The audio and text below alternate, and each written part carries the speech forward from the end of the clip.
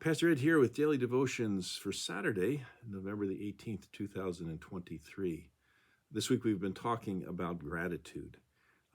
Last Sunday, as many of you know, we asked the worshipers to fill out a little card that was in the bulletin that asks, what are you grateful to Hope Lutheran Church for in your life? And the response was significant. I think, because of the teachers' convention, attendance was a little bit light, not too bad, but like 80% of the people responded, and a lot of the things that you could have anticipated, but it's nice to hear it. You could assume a lot of things, the fellowship, the family atmosphere, the learning.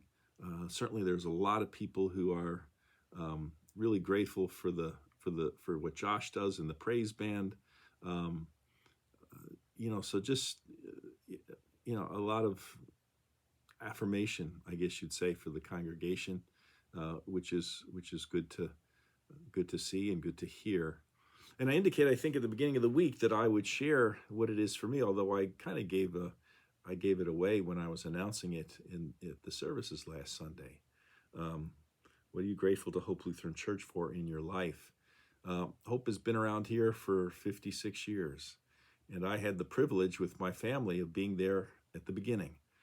As I've said on many occasions, we were one of the original 26 charter families.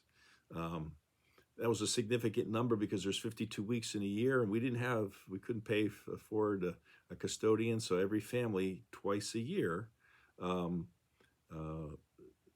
2 weeks out of the year, had to clean the church. And I remember doing that as a boy with my mom and dad, and doing all of the vacuuming and the scrubbing and the wet mopping and the whole 9 yards. But it was also a place. It's not that I had a bad experience in the previous churches. We belonged to one up in Livingston and then one in New Shrewsbury or Tinton Falls when we first moved down here. Nothing wrong with either of those two churches. I was kind of coming of age. So I was 10 going on 11 when Hope was founded. And it just became, it became my church home. It was always my church home even for all the years that I was away at college and seminary, and then serving as a pastor. This was always home. And the fact that my brother never moved away, in fact, he lives in the old parsonage, bought the old parsonage a few years back, meant that I was always drawn back here, if for family reasons, if nothing else. So this was always my church home, and it gave me a good foundation. And, I've talked about the fact that I was probably one of the most ornery confirmation students that Al Gibson ever had. I refused to answer a question. I know I drove him up the wall.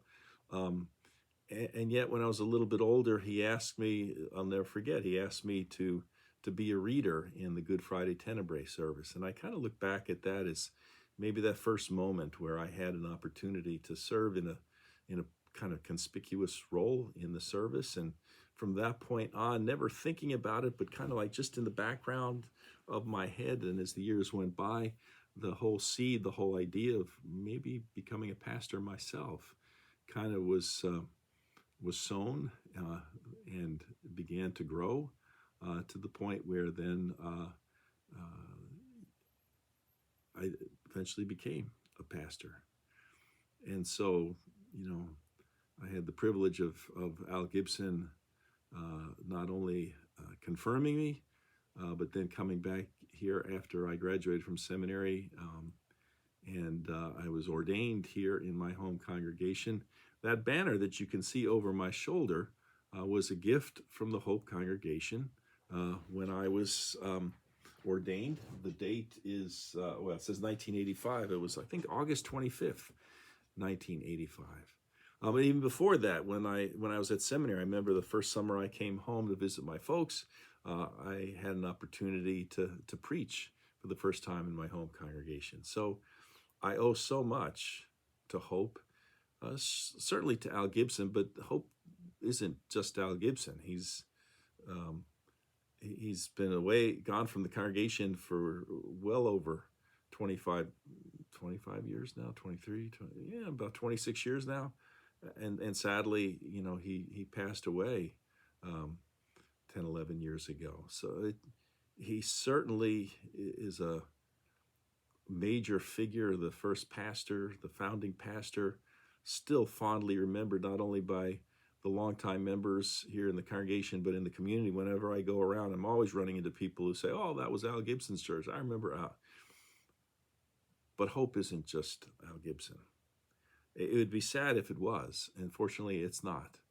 For all the wonderful things that he did and the way that he's so fondly remembered, Hope has continued to be this place so that many of the people who responded, what I'm grateful for, probably didn't know Al Gibson, probably weren't here, are responding to, a different time. And yet it's something significant in their lives now. It's something that they are grateful for. And so when we think about the future, we want to, my hope and prayer, I think all of ours, is that Hope continue to be that place.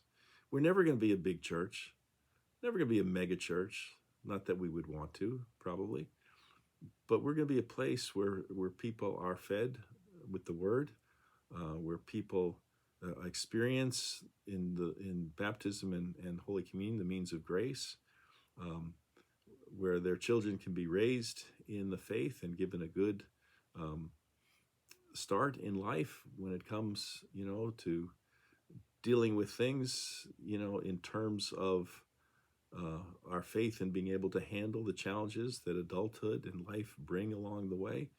It's a special place. It always has been. It continues to be. And our hope and prayer, of course, is that it would always will be. But it's a special place, and it's a wonderful privilege, as I've said ever since I came back 6 years ago, to kind of come full circle and come back as a pastor for my last rodeo, so to speak, to serve in the place where it all started. So we all have our own stories. We all have the things that we're grateful for. And that's just a little sense of what Hope has meant to me in my life. Well, hope you can be with us, as always, in church tomorrow. There's only the one service at 9:30 because we have a congregational meeting following that. So we have kind of a blended service, a little bit of the contemporary and worship mixed together. Service at 9:30, live streamed as always, and then you can always watch the recording on our YouTube channel during the week. And I'll be back with you here with Daily Devotions on Tuesday. Until then, take care. Bye.